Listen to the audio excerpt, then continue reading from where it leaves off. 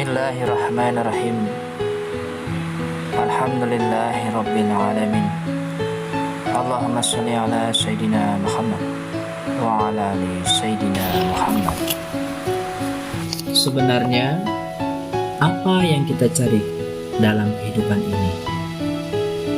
Sebagian ada yang bilang harta, karena dengan harta hidup tidak akan susah, punya tempat tinggal, makan minum enak, serta bisa bersenang-senang. Ada lagi yang bilang jabatan atau kekuasaan, karena dengannya kita akan dihormati dan dihargai oleh manusia. Ada juga yang bilang tidak tahu dengan tujuan hidupnya. Mereka berdalih hidup ini seperti air, jadi cukup mengalir saja. Jawaban-jawaban tersebut mungkin benar menurut versi mereka. Akan tetapi ada yang lebih bermakna dari hanya sekadar mencari harta dan kekuasaan. Ada yang lebih mulia daripada sekadar dihormati dan dihargai. Apakah itu? Apakah Anda pernah merasa hampa walaupun Anda bergelimang harta? Apakah Anda pernah merasa tidak berarti walaupun banyak yang menghormati? Kalau jawabannya iya, berarti Anda belum mencari tujuan sebenarnya dari kehidupan. Apa tujuan sebenarnya dari kehidupan? Tujuan sebenarnya dari kehidupan ialah mencari Tuhan. Mencari Tuhan adalah tujuan hidup hakiki manusia. Manusia yang bisa menemukan Tuhannya akan beroleh kebahagiaan hidup yang sebenarnya. Kenapa Tuhan? Kenapa tidak yang lain? Kita bisa saksikan sendiri, harta tidak selamanya mendatangkan kebahagiaan. Kekuasaan tidak selamanya memberikan ketenangan, kecuali Tuhan. Hanya Tuhan yang mampu memberikan kebahagiaan dan ketenangan. Hanya Tuhan yang mampu mencegah manusia dari perbuatan buruk dan menyuruh manusia untuk berbuat baik. Tuhan adalah pelabuhan terakhir manusia dalam menemukan kedamaian. Tapi yang menjadi pertanyaan, bagaimana mencari Tuhan? Siapa Tuhan itu? Dan apakah Tuhan itu memang benar ada? Di sini kita akan bersama-sama mengkaji akan kebenaran. Apakah Tuhan itu benar-benar ada? Dengan argumen-argumen yang logis dan bukti-bukti yang nyata.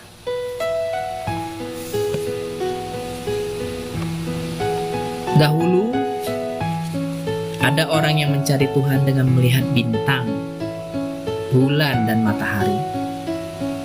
Ketika melihat bintang, dia bergumam, "Inilah Tuhanku." Tetapi ketika bintang itu terbenam, dia ragu. Begitupun ketika memandang bulan atau matahari, semuanya pun terbenam. Akhirnya dia tiba pada satu kesimpulan bahwa bintang, bulan, matahari, dan sebagainya ada yang menciptakannya, yaitu Tuhan semesta alam. Nah, kisah tadi merupakan kisah nyata seorang anak manusia dalam mencari Tuhan. Sebenarnya ada banyak cara dalam mencari Tuhan. Ada yang melalui mendengarkan ceramah dari pemuka agama, ada yang dari internet, dari Google, dari YouTube, atau media sosial lainnya, dari musik-musik religius, dari membaca buku, dan lain sebagainya. Tetapi kebanyakan manusia lebih menyukai mencari Tuhan melalui alam. Karena alam yang maha luas ini tidak mungkin tiba-tiba saja ada, melainkan ada yang menciptakannya. Dan manusia selalu terkagum-kagum ketika memandangi alam semesta, karena begitu luar biasanya semesta raya ini. Manusia telah diberikan insting oleh Yang Maha Kuasa untuk mengenal atau mencari Tuhannya dari dahulu. Ini bisa terbukti dengan banyak ditemukannya peninggalan-peninggalan masa lalu seperti arca-arca, artefak, bahkan buku-buku kuno yang menceritakan kehidupan spiritual manusia di masa lalu. Orang-orang dahulu ketika melihat sesuatu yang menakjubkan, mereka akan langsung menyembahnya. Melihat matahari yang besar dan menyinari bumi, mereka akan menjadikannya dewa. Melihat gunung yang menjulang tinggi, mereka akan memujanya sebagai Tuhan. Sebenarnya proses pencarian Tuhan mereka cukup baik, yaitu dengan melihat alam, tapi pemahaman mereka salah kaprah. Bukan alam yang harus disembah, melainkan berpikir bagaimana alam semesta ini bisa tercipta dan siapa yang menciptakannya. Maka manusia untuk menemukan Tuhan melalui alam harus menggunakan akal, nalar, dan hati yang bersih, supaya ia bisa mendapatkan kebenaran yang sebenarnya. Kami akan nukilkan sebuah contoh melihat Tuhan melalui alam. Tahukah Anda bahwa planet yang kita diami sekarang ini, yaitu bumi, ini didesain khusus untuk kepentingan manusia? Berikut faktanya. Bumi memiliki suhu yang bersahabat, tidak terlalu panas dan tidak terlalu dingin.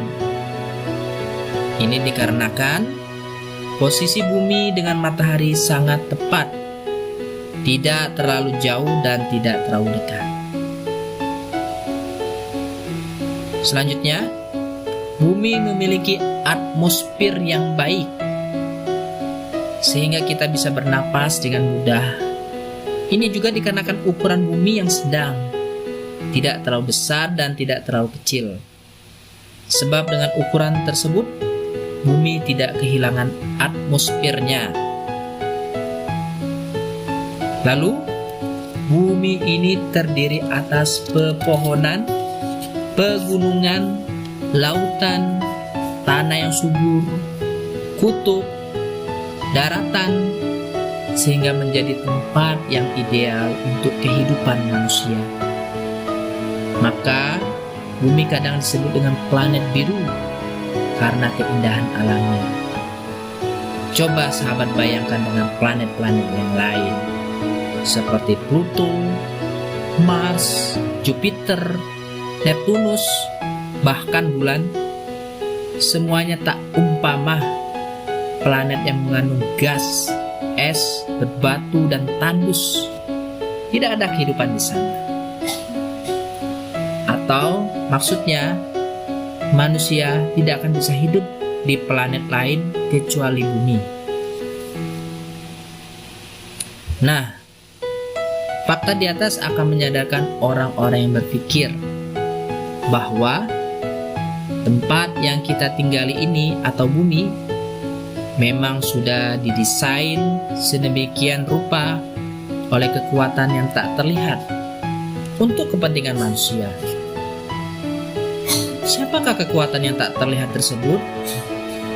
Ialah Tuhan semesta alam.